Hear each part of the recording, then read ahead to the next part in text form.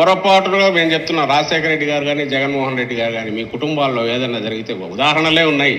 బాలకృష్ణ ఇంట్లో ఆ రోజు జరిగినప్పుడైనా రాజశేఖర రెడ్డి గారు చూపిన ఓ బ్యాలెన్స్డ్ అప్రోచ్, ఇంకా అందరూ అనుకోవడం ఔదార్యం, నువ్వైతే వదిలేవాడివే. బాలకృష్ణ గారి ఇంట్లో అప్పుడు కాల్పుల కలకాలం జరిగిందండి. కాల్పుల కలకాలం జరిగినప్పుడు ఇప్పుడు ఏమంటాడంటే ఈయన చట్టానికి వ్యతిరేకంగా వెళ్ళి రాజశేఖర రెడ్డి గారు మేలు చేస్తారు మీకు అంటున్నాడు. చట్టానికి వ్యతిరేకంగా వెళ్ళాడట ఆయన అని చెప్తున్నాడు. మరి ఈయన మరి అక్కడ ఏం జరిగింది ఏంటి మనకు తెలియదు. కానీ అయితే సజ్జల రెడ్డి గారు అక్కడ జరిగిన కాల్పుల విషయం ఆయన బాలకృష్ణ గారు ఇది మమ్మల్ని రాజశేఖర రెడ్డి ఇక్కడ కాల్పులు జరిపించాడని కనుక ఆరోపణ చేస్తుంటే అప్పుడు మరి సపోర్ట్ చేసి ఉండేవాడా?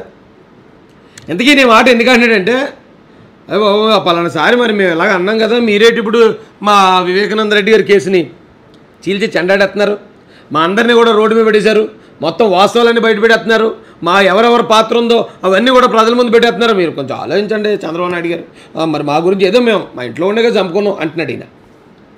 అయ్యా చంపుకోవడం దాకా ఓకే, మర్డర్లు కామనే అక్కడక్కడ జరుగుతూనే ఉంటాయి. కానీ మీరు చేసిన అతిపెద్ద పొరపాటు ఏంటంటే మీరు చంపేసి మా చంద్రబాబు నాయుడు గారి మీద పెట్టడం, చంద్రబాబు నాయుడు గారు చంపించేశారు అంటాం. అంటే అందితే జుట్టు అందపోతే కాళ్ళు. బాబా ఏమన్నా పెర్ఫార్మెన్స్ అండి ఇది సజ్జల రెడ్డి గారు. కదే మొట్టమొదటిసారి ఈయన భయపడ్డాడు. ఎందుకు భయపడ్డాడంటే ఇప్పుడు ఈయన పేరే వస్తుంది బయటికి. భారతీ రెడ్డి గారు అన్నారట సునీతారెడ్డి గారితో, ఏమైనా చేయాలంటే నువ్వు సజ్జల రెడ్డి గారితో కనుక్కుని నువ్వు కన్సల్టేట్ చేయని. ఈయన చెప్పాడట సునీతారెడ్డి గారికి, నువ్వు వెళ్ళి ప్రెస్ మీట్ పెట్టమ్మా, ప్రెస్ మీట్ పెట్టి అవినాష్ పేరు కూడా చెప్పు, అవినాష్ లేడు ఇందులో అని చెప్పు, అక్కడికి వచ్చిన తర్వాత ఎలా చెప్పు అలా చెప్పు అని. డైరెక్టర్ అంతా ఈయనట మొత్తం డైరెక్షన్. ఇప్పుడు సిబిఐ సుప్రీంకోర్టుకి ఇచ్చింది మొత్తం ఇదంతా కూడా కలిపి. సుప్రీంకోర్టు అవును మరి వీళ్ళందరూ కూడా నేరస్తులే కదా అదుపులో తీసుకోండి అన్నది అనుకో, ఏంటి పరిస్థితి? మొట్టమొదటి సజ్జల గారు వెళ్ళిపోతారు ఫస్ట్. అక్కడ ఆల్రెడీ భాస్కర్ రెడ్డి గారు ఉన్నారు, భాస్కర్ రెడ్డి గారితో కూర్చుని కబుర్లు చెప్పుకుంటాడు లోపల కూర్చుని ఈయన కూడా. ఎందుకంటే సాక్ష్యాలన్నీ అటువైపు దారితీస్తున్నాయండి, సాక్ష్యాలన్నీ భారతిరెడ్డి గారి వైపు చూపిస్తున్నాయి. ఇదే అత్యంత ప్రమాదకరం. ఒక గృహిణి, ఇద్దరు ఆడపిల్లల తల్లి, ఇలాంటి పరిస్థితులు రాకూడదని కోరుకుంటాను నేను.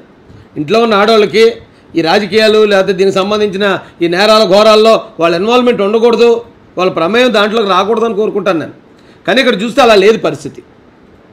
ఎందుకు చెప్తున్నానంటే అండి, మీకు రాత్రి లైవ్లోనే చెప్పాను నేను.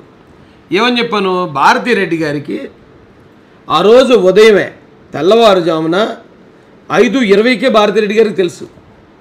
భారతిరెడ్డి గారికి మొట్టమొదటి తెలుసు తాడేపల్లిలో.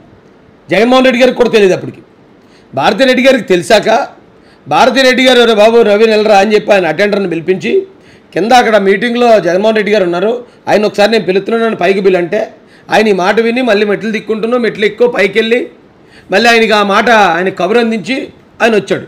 ఆయన వస్తే కబురు జగన్ గారికి ఎప్పుడు 5:30కి వెళ్ళిందట, తెల్లారుజామున 5:30కి. ఇక్కడ పులివెందుల్లో ఉన్న అవినాష్ రెడ్డి ఏమో నాకు 6:30 తర్వాతే తెలుసు మా చిన్నాన్ని చచ్చిపోయాడు అని చెప్తున్నాడు. కానీ తాడేపల్లిలో ఉన్న వాళ్ళకి 5:20కి 5:30 కన్నా ముందే భారతిరెడ్డి గారికి తెలుసని నేను అజయ్ కళ్ళని చెప్పాడు. మొట్టమొదట భారతిరెడ్డి గారికి తెలిసటండి. గతంలో కూడా ఈ వివేకానంద రెడ్డి గారు భారతిరెడ్డి గారు వాళ్ళ చుట్టాల మీద మేసం తిప్పాడట. ఎక్కడో కారు ఆపి భారతిరెడ్డి గారికి వివేకానంద రెడ్డి గారికి పడదట అసలు. ఎందుకంటే వివేకానంద రెడ్డి గారు జగన్మోహన్ రెడ్డి గారికి ఒక చిన్నాన్న, అలాగే అవినాష్ రెడ్డి గారి తండ్రి భాస్కర్ రెడ్డి గారు ఆయన మరో చిన్నాన్న, వేరువేరు భార్యలు పుట్టిన సంతానం ఇది. సో ఆ రైవలరీ ఉంటుంది, కంటిన్యూ అవుతుంది. కానీ రాజశేఖర రెడ్డి గారి సొంత తమ్ముడు ఎవరంటే వివేకానంద రెడ్డే. భాస్కర్ రెడ్డి రాజశేఖర రెడ్డి గారికి సొంత తమ్ముడు కాదు, పెదనాన్నగారు చిన్నాన్నగారు అబ్బాయి. కానీ ఈ భాస్కర్ రెడ్డి మేనగోడలే భారతమ్మట. అర్థమవుతుందా మీకు? రాజశేఖర రెడ్డి గారికి రాజశేఖర రెడ్డి గారి తమ్ముడైన వివేకానంద రెడ్డి గారికి చుట్టం కాదు భారతిరెడ్డి గారు. ఈ భాస్కర్ రెడ్డి అవినాష్ రెడ్డి అనే వాళ్ళు ఎవరైతే ఉన్నారో ఈ కుటుంబానికి బంధువు. కాబట్టి భారతిరెడ్డి గారి సపోర్టు అల్టిమేట్గా వీళ్ళకే ఉంది, భాస్కర్ రెడ్డి గారికి కానీ అవినాష్ రెడ్డి గారికి కానీ.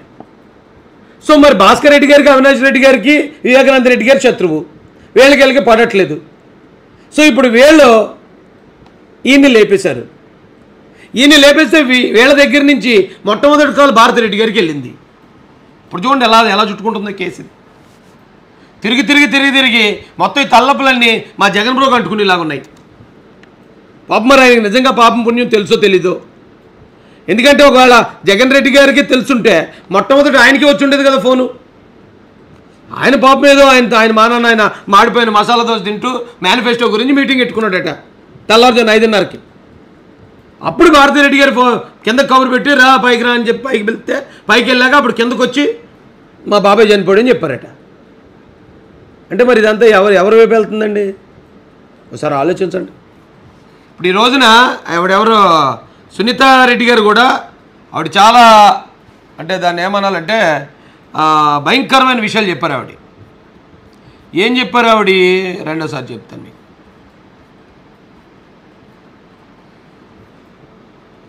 వివేకించాలని సజ్జల నిర్దేశించాలని ఆమె వాంగ్మూలం ఇచ్చారు. తెదేపా నేతనే హత్య చేశారంటూ రాసి ఎవరో తెచ్చి ఇచ్చిన ఫిర్యాదుపై తాను సంతకం చేయలేదని సునీత దర్యాప్తు సంస్థకు వివరించారు. భారతీయ ఐ మెసేజ్లు సజ్జల వాట్సాప్ మెసేజ్ స్క్రీన్ షాట్లను సునీత సిబిఐకి సమర్పించారు. వివేక హత్య కేసులో మొత్తం అంతా భారతిరెడ్డి గారు నాతో సునీతారెడ్డి గారితో మాట్లాడారట. సునీతారెడ్డి గారు భారతిరెడ్డి గారికి ఏమవుతారని వదినవుతుంది అనుకుంటా. వదిన నువ్వేమైనా మాట్లాడాలనుకుంటే సజ్జల రెడ్డి గారు ఏం చెప్తా అదే మాట్లాడు, అది తప్పించి ఏమీ నువ్వు ఎక్స్ట్రా మాట్లాడొద్దు అని చెప్పారు ఫస్ట్ పాయింట్. రెండోది ఆయన చనిపోయిన రోజే ఒక కంప్లైంట్ రాసి బీటెక్ రవి గారు ఆదినారాయణ రెడ్డి గారు చంద్రబాబు నాయుడు గారు చంపేశారని కంప్లైంట్ రాసి ఈవిడ దగ్గర పట్టుకెళ్ళి సంతకం పెట్టమన్నారట. లేదు నేను పెట్టను, ఇంకా అదేం కన్ఫర్మేషన్ లేకుండా ఎలా పెడతానో అన్నదట ఆవిడ. అంటే ఇక్కడ అద్భుతమైన ఒక ప్రమాదకరమైన విషయం ఏంటంటే చనిపోయిన తర్వాత భారతిరెడ్డి గారు సునీతారెడ్డి గారికి ఫోన్ చేశారట, వదిన ఒకసారి అర్జెంటుగా నేను కలవాలి అని. అయితే నేను పులివెందులు వెళ్తున్నాను వదిన, మరి ఏదో పని మీద వెళ్తున్నాను అన్నారట. లేదు వెంటనే వెళ్ళిపోతుంది, కానీ నేను వెంటనే 2 నిమిషాలు మాట్లాడి వెళ్ళిపోతానని వచ్చారట. వచ్చింది ఎవరెవరు వచ్చారు? భారతిరెడ్డి గారు వచ్చారట, సజ్జల రెడ్డి గారు వచ్చారట, అనిల్ రెడ్డి గారు వచ్చారట, విజయమ్మ గారు కూడా వచ్చారట. ఏం పని ఉంటుందండి? అప్పుడు సడన్గా సునీత గారి దగ్గరికి వెళ్ళి అంత తొందరగా అర్జెంటుగా నువ్వేమైనా ప్రెస్ మీట్లు పెట్టాలంటే మాతో చెప్పు, నువ్వు ఏదైనా చేయాలంటే సజ్జల రెడ్డి గారు చెప్పినట్టు చెయ్యి, ఎందుకు అంత కంగారు ఎందుకు? ఈవిడికి డైరెక్షన్ ఇవ్వాల్సిన పనే వచ్చింది, ఆవిడ డైరెక్షన్లో ఆవిడ వెళ్తుంది. ఇప్పుడు ఎలాగ మనకు సంబంధం లేదనుకోండి, ఆవిడ ఏం మాట్లాడుకుంటే మనకెందుకు? సునీతారెడ్డి గారు ప్రెస్ మీట్ పెట్టుకుంటే మనకెందుకు? సునీతారెడ్డి గారు ప్రెస్ మీట్ పెట్టకపోతే మనకెందుకు? వీడియో మాట్లాడితే మనకెందుకు? ఏం చెప్తే మనకెందుకు?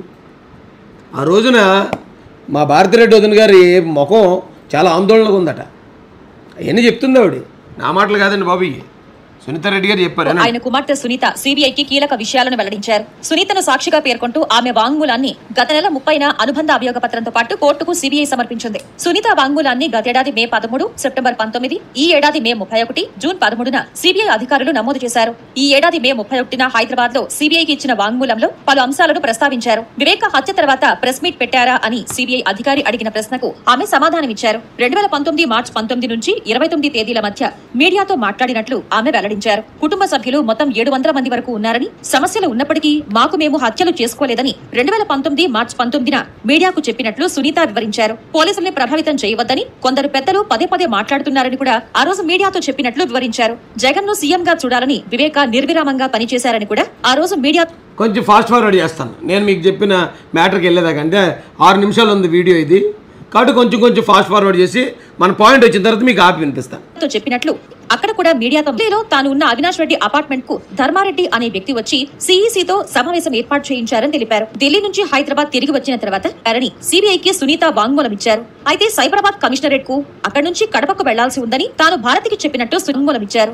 సతీమణి భారతిరెడ్డి ఫోన్ చేసి ఇంటికి వచ్చిన తర్వాత 2019 మార్చి 23న జగన్ సతీమణి భారతిరెడ్డి ఫోన్ చేసి ఇంటికి వచ్చి కలుస్తానని చెప్పారని సిబిఐకి సునీత వాంగ్మూలం ఇచ్చారు. అయితే సైబరాబాద్ కమిషనరేట్ కు అక్కడి నుంచి కడపకు వెళ్లాల్సి ఉందని తాను భారతికి చెప్పినట్టు సునీత వెల్లడించారు. ఎక్కువ సమయం తీసుకునే విషయం కాదంటూ భారతి వెంటనే ఇంటికి వచ్చేశారని సునీత వివరించారు. ఆమెతో పాటు విజయమ్మ, అనిల్ రెడ్డి, సజ్జల రామకృష్ణారెడ్డి కూడా రావటం తనకు ఆశ్చర్యం కలిగించిందని తెలిపారు. లిఫ్ట్ వద్దే నిలబడి భారతితో మాట్లాడానని సునీత సిబిఐకి చెప్పారు. ఆ రోజు భారతి చాలా ఆందోళనగా కనిపించారని తెలిపారు.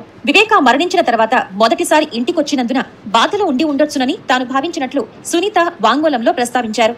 వివేక మృతి విషయంలో ఇకపై ఏం చేసినా సజ్జల రామకృష్ణారెడ్డితో సంప్రదించాలని భారతి తనకు చెప్పారన్నారు. ఎందుకు